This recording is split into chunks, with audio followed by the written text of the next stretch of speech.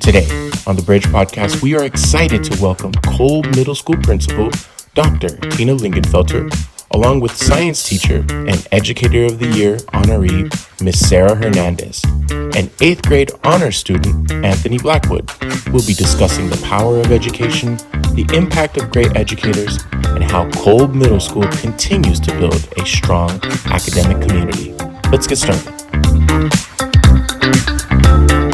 So we'll formally start with Miss Hernandez. So, okay. How do you feel about being honored as an Educator of the Year by the California League of Middle Schools? Yeah, I'm beyond grateful to be recognized for doing something that I just love to do on a daily basis. I love showing up for my students, helping them be successful, helping them like science, I hope. Science is one of my biggest passions. I love learning about it, and I just, I want to make sure my students love it. Maybe not as much, but maybe as much. I just really am passionate about helping students. I love lesson planning. I love getting creative with my lessons and figuring out ways to make them engaging for the students so that they can make a serious connection with science. And honestly, I feel really honored. I work with a lot of great educators, so to be nominated is just such a good feeling. Yeah. I love that. Anthony, how would you describe Ms. Hernandez's class? It's definitely more hands-on because we do a lot of activities. We once built our own paper planes and threw them right outside her classroom.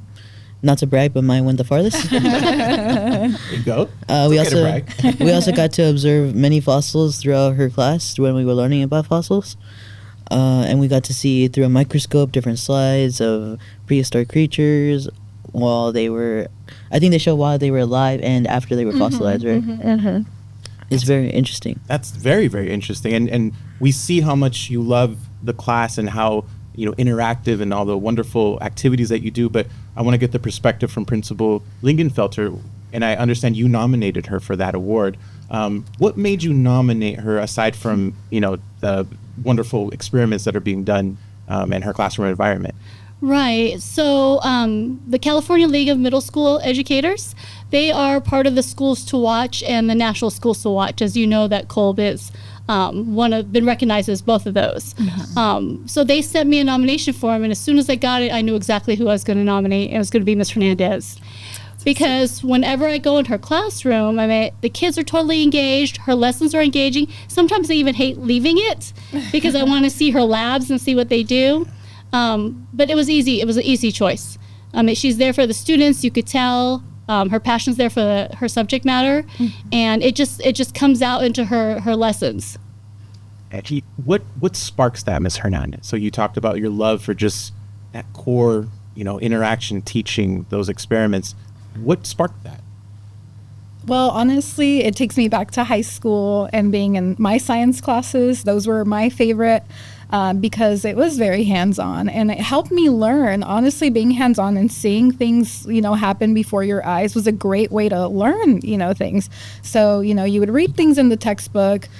For example, I just remember there's this concept, osmosis, and reading it in the textbook, it just really didn't click in my brain what it meant.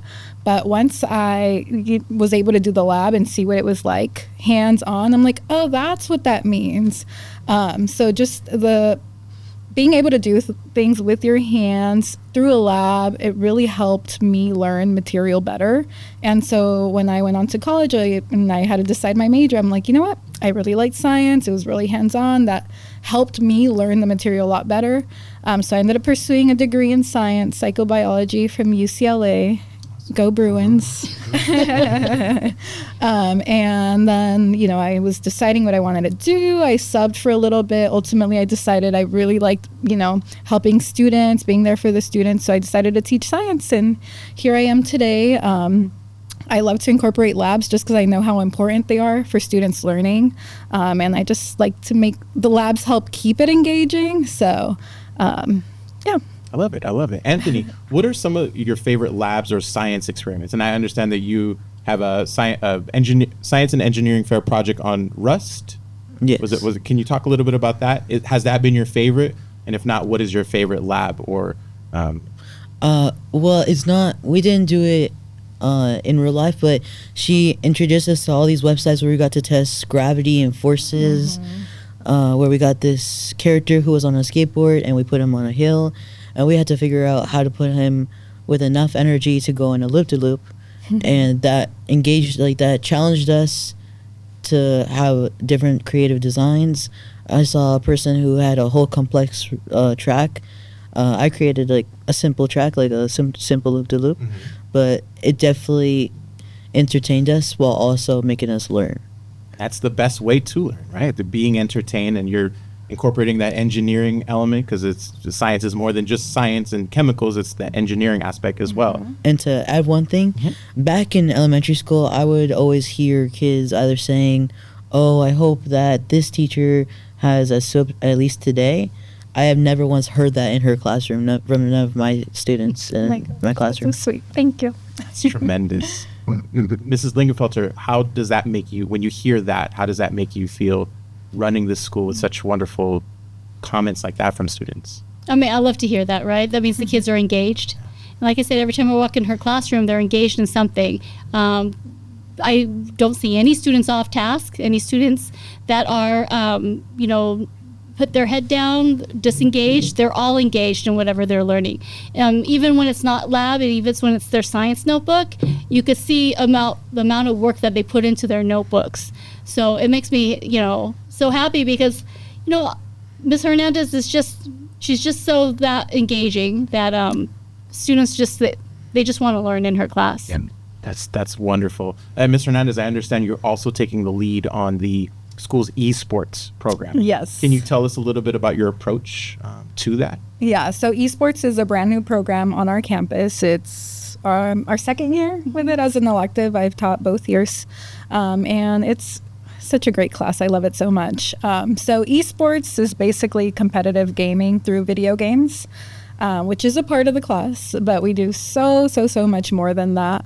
So I'll speak on the competitive gaming, because it is a part of the class. I mean, and that's maybe there's some misconceptions about so it's video games, and is that really education? So talk a little bit about that. Misconception, it's not just video gaming, but it is a component.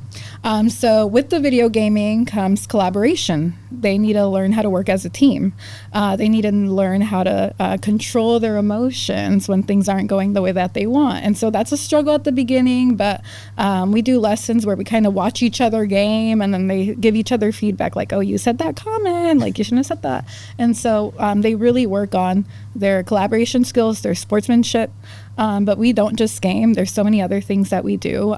So to kind of paint a picture for you, do you guys watch like live sports games? Like think basketball, football? Absolutely. Yeah. Absolutely. Okay. So when you watch these games, it's not just like the football game, right? During a game, if you're watching it at home, you see commercials. They'll span to the audience. They'll span to... What else do they span to? Yeah, there's a lot more than just the Yeah, it's a lot ball, more than right? just the game. And so through this class, they're learning how to put a whole broadcasted program together. They're using this program called OBS. And with OBS, they're able to pull like different scenes to add to a broadcast, to a game. So their game, it's not football. Their game is a game called Rocket League. It's a video game. But they show the Rocket League game, but they also have to know how to transition into a commercial. So they use the program to transition into a commercial, which they create themselves. What? Yes, they create their own commercials. I'm hearing so many elements from that video production element, and I hear OBS is that's like a professional level software. So they're right out of the gate. They have that knowledge for the future. And they're doing great with that. They caught on really quick with the program. Maybe I should join esports. Yeah, it's so fun. I think so. Well, and let's talk a little bit about that. What are your future goals and aspirations? What do you want to do maybe in high school, and then what do you want to do beyond high school when you graduate? I'm definitely trying to get into the early college program. I already applied online. It's a great program. I'm trying to learn as much as I can. I'm still figuring out what I'm going to do post-college, post-high school, but I'm definitely leaning towards writing and movie directing. Nice. I've always admired cinematic work, and I've always wanted to learn how to bring entertainment to other people. Love it. What is your favorite cinematic work? I'm going to go with Avengers Endgame. I know it's a bit of a cliche, but... It is really the best. It's the the movie to end all movies. It has everything in it, and it has superheroes. So there's nothing better than that. Yeah. That's awesome. You're going to be that next director. I can see that. I can definitely see that. Yes. The support from the school, from awesome teachers and awesome principals. You're going to get there. Family, siblings. Do you have any siblings? And would you like to shout them out, or your parents? I'm an only child, but I would definitely like to thank my parents. They have supported me throughout whatever I wanted to do. When I wanted to start drawing things, they got me easels and paint and everything. And when I wanted to do a project, they helped me throughout the whole process with the rusting. They got me the materials. They've helped me throughout my entire life, and I just want to thank them. Can you shout them out? Look at those cameras, shout them out. What are their names?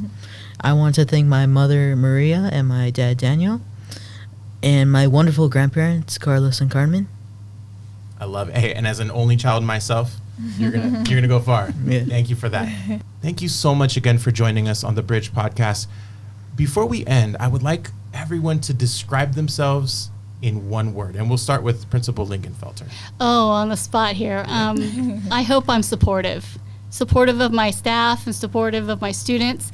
My goal is to see everyone succeed all around. So my word would be supportive. Supportive. That's a great word.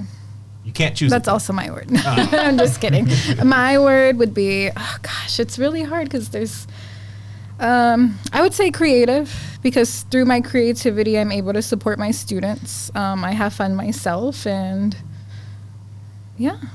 creative. Awesome. Anthony? I would say artistic or reader.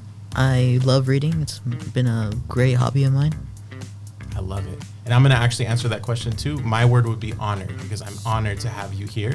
And I'm thankful that you were able to share some time with us and sharing the wonderful story of Kolb, of Anthony, Ms. Hernandez, and Principal Lingenfelter. Thank you so much. Thank you for having us. Thank you.